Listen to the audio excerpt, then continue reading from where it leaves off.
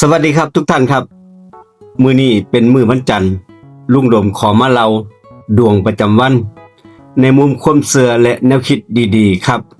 เพื่อให้เป็นแนวทางในการใช้ชีวิตประจำวันสำหรับคนที่เกิดในวันจันทร์ด้านการงานสำหรับคนที่เกิดในวันจันทร์สำหรับเรื่องการงานมื้อนี้เป็นมื้อที่ต้องใส่ความใจเย็นเป็นพิเศษงานบางอย่างอาจช้ากว่าที่คิดหรือว่ามีคนเข้ามาเปลี่ยนแผนกระทันหันตามความเชื่อโบราณมองว่าคนที่เกิดในวันจันทร์เป็นวันแห่งอารมณ์ถ้าคุมอารมณ์บ่ได้งานก็สิผ่านบ่ได้ดีแนวคิดขอคิดดีๆครับอย่ารีบตัดสินใจ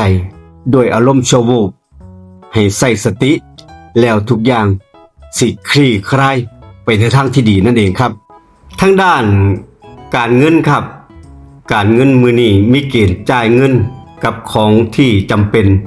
หรือว่าใส่ใจเกี่ยวกับครอบครัวนั่นเองครับตามความเชื่อบอกว่าวันจันทร์ถ้าเฮาแบ่งเงินทำบุญ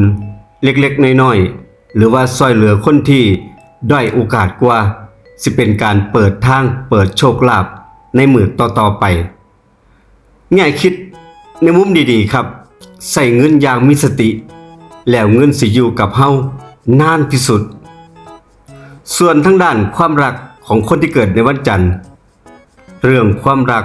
คนที่มีคู่มื้อนี้เหมาะกับการพูดคุย